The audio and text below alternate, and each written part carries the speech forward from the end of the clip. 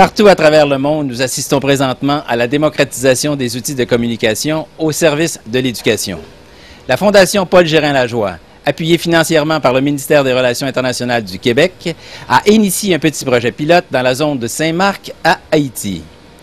Venez avec moi, nous allons vous présenter les acteurs de ce magnifique projet.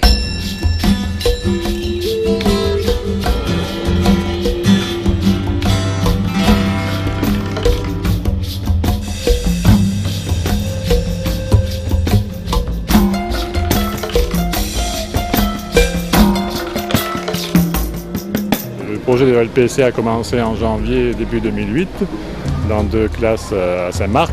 Il a fallu choisir les écoles et mettre en place les appareils, faire venir les appareils de l'étranger et tout ça. Et ça s'est fait effectivement en un temps record et j'avais même eu un peu peur que ça ne démarre pas l'année dernière et pourtant ça a démarré. Au niveau académique, ça change beaucoup de choses pour les enfants. Ça améliore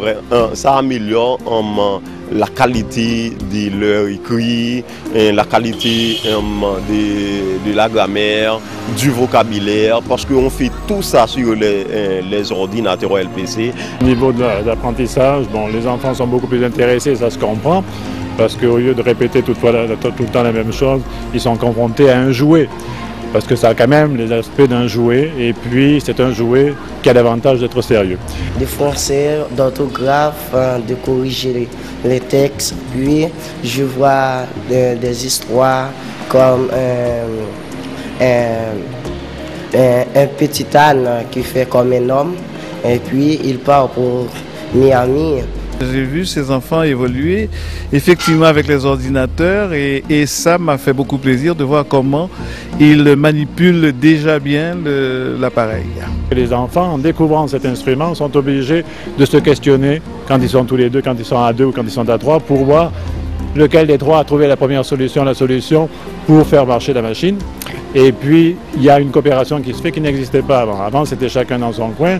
Tu parles quand je t'interromps, c'est monsieur le professeur, et puis c'est tout. Et puis, tu n'as pas le droit de parler. Tandis que là, il y a une coopération qui s'établit, un échange qui se fait.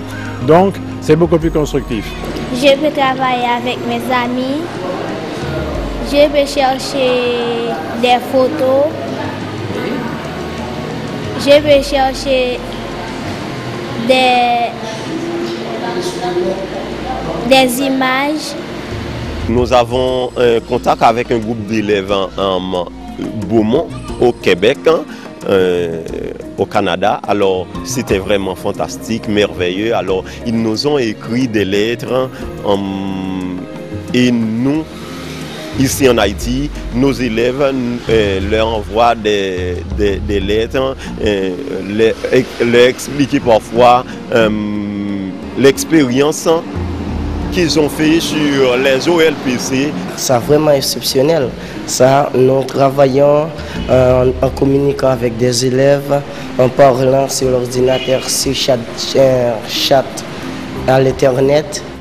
Je pense que l'enseignant est beaucoup plus stimulé lui aussi à travailler, à s'impliquer. Il a un nouveau matériel qu'il doit maîtriser. Il a un nouveau matériel qui lui permet de présenter sa matière d'une façon différente. J'ai assisté à une séance, le professeur, il était vraiment pas comme avant.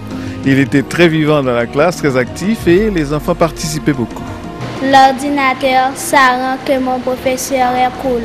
Pour son implantation générale, je pense que le plus difficile reste dans l'arrangement des infrastructures, la formation des enseignants et l'accompagnement en matériel didactique approprié. Cette expérience avec les enfants, la manipulation de l'ordinateur, la navigation sur Internet, c'est une expérience qui doit être généralisée dans tous les pays du monde pour que finalement il n'existe pas de trop d'écart entre les pays du Nord et ceux du Sud. Aujourd'hui, le savoir universel passe par les nouvelles technologies que nous voulons rendre accessibles aux jeunes et aux adultes des pays les plus démunis. Nous pouvons relever ce défi ensemble. Vive les petits ordinateurs ISO, vive la Fondation Paul Gérin-Lajoie, vive le Québec, vive Haïti, vive la France.